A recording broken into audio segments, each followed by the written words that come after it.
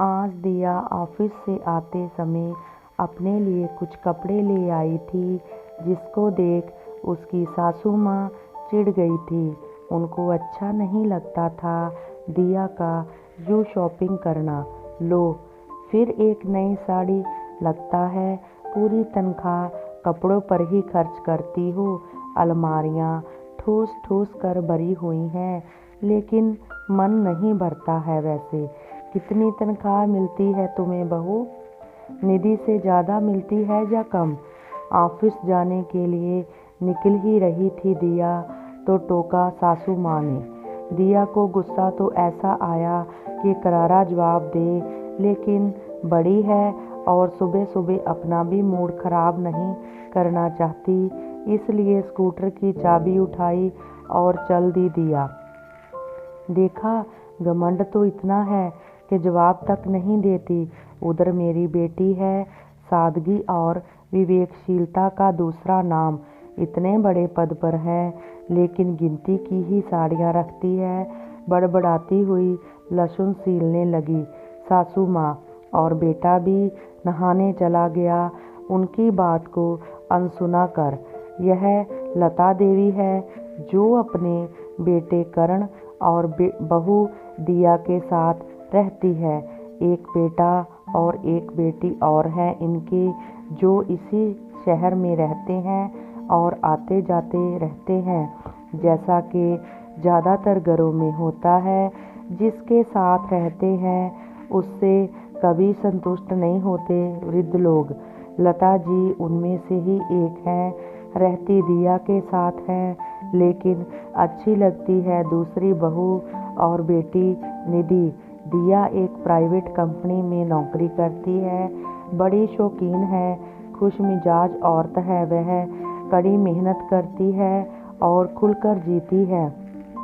ज़्यादातर महिलाओं की तरह उसे भी नए नए कपड़े पहनने और तैयार होकर रहने का शौक़ है।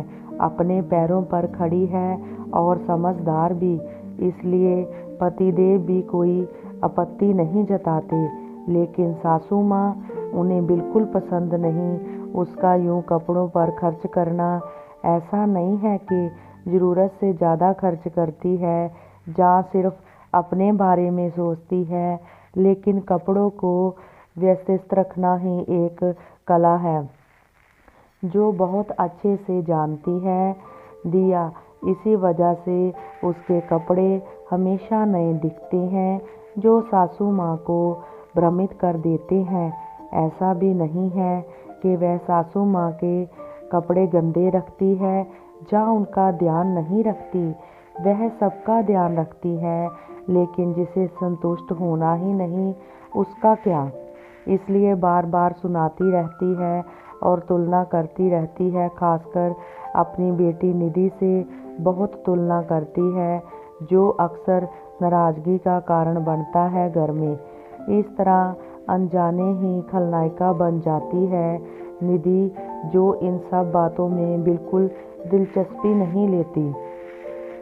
व्यस्त होने के कारण ज़्यादा समय तो आ नहीं सकती निधि दीदी, लेकिन जब भी आती है मम्मी का यही राग चलता रहता है और उन्हें समझाने में ही पूरा समय निकल जाता है। इस चक्कर में भाई भाभी के पास तो बैठ भी नहीं पाती और उन्हें भी गलतफहमियां होने लगती हैं। आज फिर यहाँ से गुजर रही थी निधि तो माँ से मिलने आ गई। ऐसी गलतफहमियों की स्थिति में समझदार बेटियां भी नहीं चाहती कि भाई भाभी की अनुपस्थिति में मायके जाएं, लेकिन माँ ने कोई दवाई मंगवाई थी और भाई भाभी के आने में भी ज़्यादा समय नहीं था, इसलिए चली गई। माँ भी खुश हो गई। मन की बात जो भी हो बेटी से ही कहती है माँ। उन्हें तो आज सुबह से ही खुजली हो रही थी मुंह में, इसलिए शुरू हो गई। पता है, आज फिर नई साड़ी पहनी थी, 1000 से कम नहीं होगी। उस पर तरह तरह का मेकअप, पता है, पर 15 दिन में ब्यूटी पार्लर जाती है। तुम भी तो उसी की उम्र की हो, फिर भी इतनी विवेकशील हो, लेकिन उसे तो लगता है घर ही नहीं सूझता, ना पैसा बचाना ना सही जगह लगाना, बस उड़ाना। पता नहीं इतने कितने रुपए कमाती होगी, तुम्हें पता है कुछ? क्या तनख्वाह मिलती होगी उसे? मेरी तो किसी बात का जवाब नहीं देती, नाराज़गी से बोलती जा रही थी मम्मी। फिर शुरू हो गई, आप कितनी बार बोला है कि यूँ तनख्वाह नहीं पूछते किसी की। इतना कमाती होगी तभी तो खर्च करती होगी, मुझसे और आपसे तो नहीं मांगती। फिर सबका अपना अपना शौक़ रहता है मम्मी, मुझे बचपन से जानती हैं आप। कोई शौक़ नहीं है मुझे सजने संवरने का, लेकिन इसका मतलब यह नहीं है कि सब मेरे जैसे ही हों। उल्टा मैं अलग हूँ नॉर्मल औरतों से। जिस तरह आप अपनी बहू को सुनाती हो कि खर्च करती है और नखरे करती है, उसी तरह मुझे ये कहते हैं कि कंजूस है। पर क्या करूं, ना पसंद है ना आदत है, इसलिए बोलने देती हूँ। निधि ने जवाब दिया, अरे शौक़ पूरे करने से कौन मना करता है, लेकिन बचत भी तो कोई चीज़ है। ऐसे ही चलता रहा तो बुढ़ापे के लिए क्या बचाएगी?